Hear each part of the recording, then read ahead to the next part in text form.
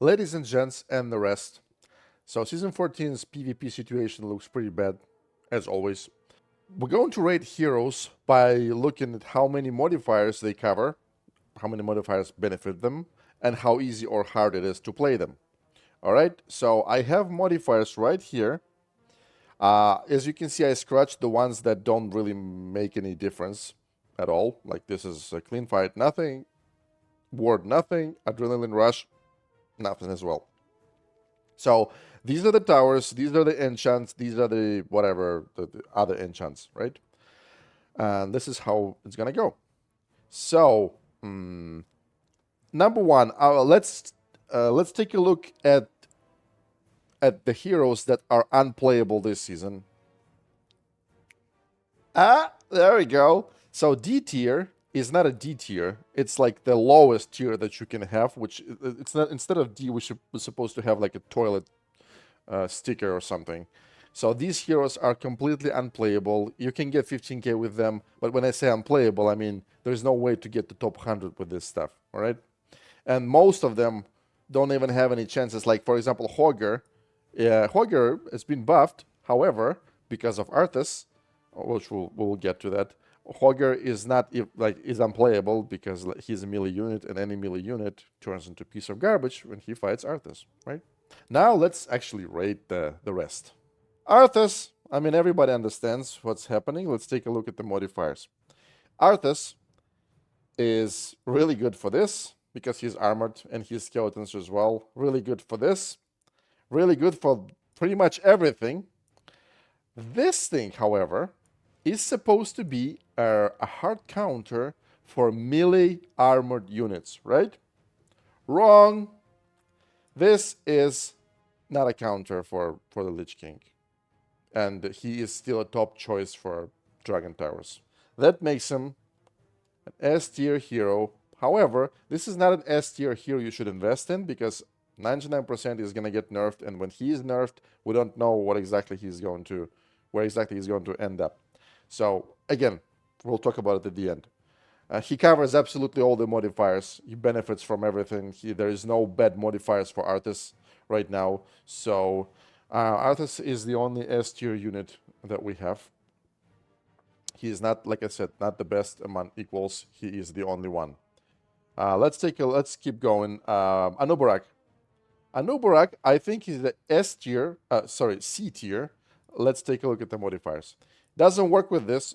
No, let me go like this. Doesn't work with this. Doesn't work with this. Doesn't work with this. Obviously, everything else doesn't matter if the towers are the most important thing, right? He is really good for this thing. Excuse me, like that.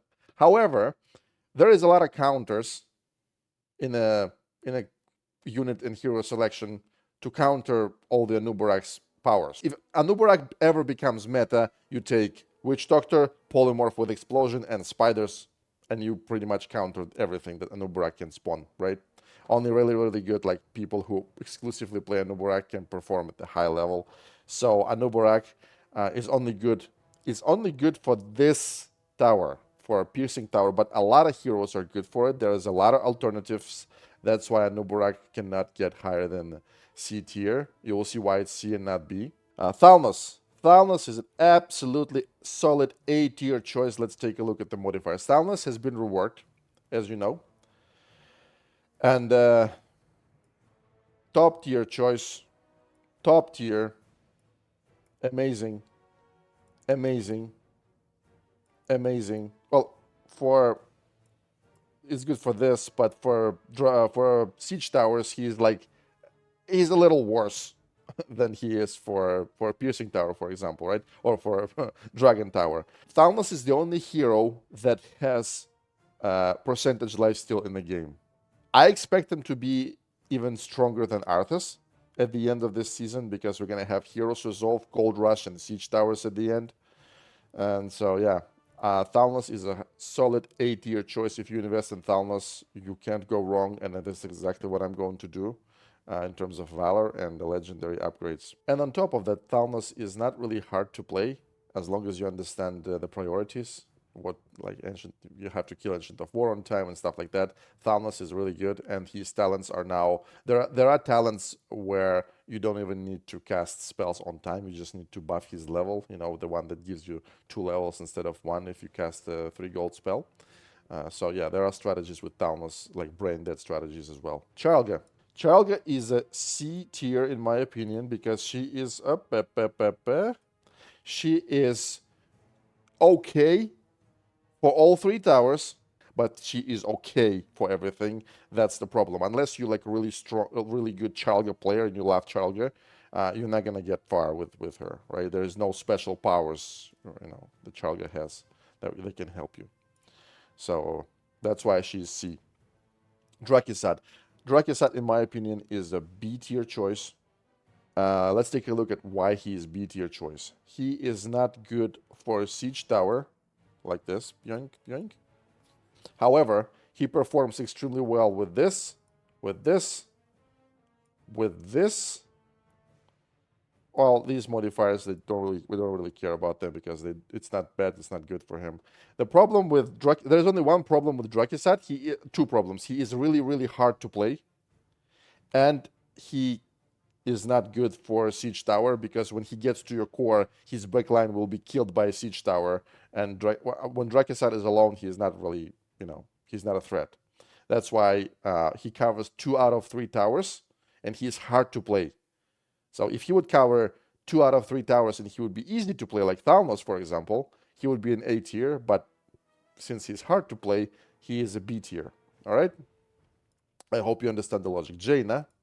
Jaina, in my opinion, is a B tier. Here's why. Jaina is good for everything like Charlga. However, she's, in my opinion, much stronger than Charlga. So she is not good for Hero's Resolve. And she is very level sensitive. Because if you don't have level 11 spells, you won't be able to kill towers on time and kill Engines of War quickly. That's why, like, you always depend on your opponent. If your opponent doesn't make mistakes, it's really hard to win with Jaina. And like I said, on Hero's Resolve, she's not good. Like I said, she's okay for everything, and she's stronger than Charlga. However, she is okay, right? That's why Charlga is C, Jaina is B. Malfurion. Malfurion is an A tier hero. Let's take a look at the modifiers. Number 1, Malfurion is extremely easy to play. The superpower of Malfurion is his seeds. We're not even talking about healing. Healing is for the team fights, right? But his seeds allow you to automatically win the game if you make it to overtime, right? If your core is not damaged significantly and the overtime starts, it's impossible to damage your core because you're going to be cycling Malfurions and reapplying seeds on your core, right? So that's the power of Malfurion. Easy to play. What is he bad for? He is bad. He is really, really bad for 2 things. Number 1, X. It's a piercing tower. Number 2, collateral damage. Piercing tower is like Malfurion usually comes with and Hero's Resolve, but on Hero's Resolve it's debatable. But for piercing tower, he's not good for piercing tower because the power of Malfurion, you drop a Harvest Golem in front of the core, and for example, when there is a siege tower, the siege tower will kill everything because Harvest Golem will be healed by Malfurion. Harvest Golem will stun everything, and the siege tower kills everything. Same thing applies to Dragon Tower. So yeah, that's why Malfurion works really well with those. And the piercing tower doesn't do it, right? You only attack a single target, so this is terrible for Malfurion. And collateral damage. Collateral damage is the worst thing for Malfurion. Nobody ever plays Malfurion during collateral damage because when you destroy a structure, it hits the core for 20% and it removes all the seeds. Yep. That's why Malfurion is an A tier choice. He's only bad for 2 things, and he is extremely easy to play. Oh no, I'm sorry, it's shit. I forgot to put it here. Oh, before we get to Doomhammer, I would like to talk about Ragnaros. Ragnaros, he should be here. And I would like to tell you a lot of things, a lot of cool things about Ragnaros. He's really good hero, B tier. I mean, B tier, it's a really, really, I mean, it's a lot. It's an achievement. However, Ragnaros is bugged. That's why we're going to put him here. Or maybe C tier, but if he is bugged, I wouldn't suggest you to invest anything in Ragnaros, because I don't know if they're going to fix this bug next season, because this bug is 2 seasons old and it's still here. So what happens is, if you hit Ragnaros with Deep Breath hits both Ragnaros and the structure Ragnaros is sitting on. So you can't really protect your structure if Ragnaros is sitting on it, right? That's why Ragnaros is not good for investing in at all. To simplify everything, I'm going to put him right here, all right? A Doomhammer. Doomhammer is a B tier unit. Let's take a look at the modifiers. Doomhammer is a cheese hero. So cheese decks, when you want to come up with a cheese decks, you use Sylvanas or Doomhammer, right? Doomhammer benefits from this guy, and for everything else, he is an okay hero, okay choice, right? However, he is, like I said, he has a spot in the meta. He is for cheesing. That's why he is better than C tier heroes, right? He can literally be played with anything, with any modifiers in the game, almost. And that's why this is a solid B tier choice. Rend. Rend is a B tier as well. It could have been an A tier if we didn't have Arthas. The reason why that Rend is a B tier is because he cannot kill Arthas solo fast enough. Like if you drop Rend on like if Arthas is coming to your core and you drop Rend eventually kills Arthas, but before Arthas dies, he and his skeletons damage the core so much so that it's not worth playing Rend versus Arthas. Okay, and Rend is extremely weak versus like Thalnos and stuff like that, right? So Rend, however, Rend can be a cheese hero as well. That's why Rend is a B tier choice, but we can actually rate heroes in every tier as well, right?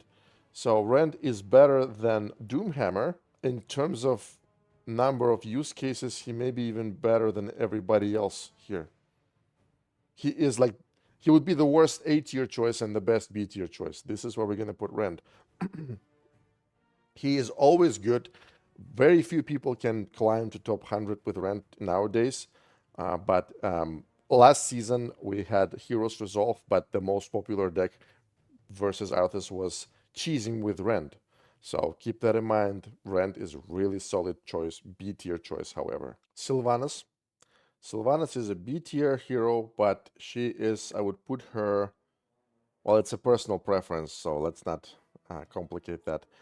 She's a B tier, solid B tier. She is extremely good for cheesing, but it's cheesing, right? She is no match to this S and A tier guys. She's expensive. But the thing that I found, maybe it will help you, if you use a stun talent on Sylvanas and Arthas grips her, when Sylvanas dies, she stuns everything around, and the Banshee, in my case, Banshee would always steal Arthas. So maybe eventually Sylvanas will go up next season when more people play her and discover the potential of Sylvanas. But right now, she is a B tier, solid choice, but not. She can't be A and she can't be C. She's not bad enough to be C. And she, like I said, it's a best cheese hero, which means she works almost for everything, almost with every modifier, and benefits almost from everything. Because any double damage, any gold rush, it benefits her siege units, and because of her passives, right, for undead and horde units, she can get a value from literally everything in the game in this graph. And the last hero that we have is Ysera. Ysera is an absolutely A tier. Why is she A tier? She is bad for this, and she is bad for this. Everything else benefits Ysera. So for Piercing Tower, she is one of the best choices. Excuse me. Goes like this. Flame Towers, same thing. The only problem, the reason why Ysera is not good for Siege Towers is because You need to kill Engines of War of your opponent as fast as possible, and the Siege Tower protects Ancient of War from your whelps. That's the only reason why Siege Tower is very bad for Ysera. And also Hero's Resolve, we don't really have a hero, right? And that's why we can't use Ysera unless it's a cheese deck. We can't use Ysera during Hero's Resolve. But for everything else, Ysera is absolutely good, great, super pooper schmooper good. She's also a really, really good cheese hero.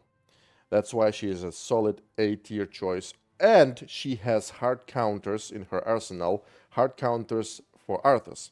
She has green whelps, but what works even better is the green drake, because green drake is resistant and applies poison. It shits on Arthas, and in order to kill it, Arthas has to spend a lot of gold to counter that, right?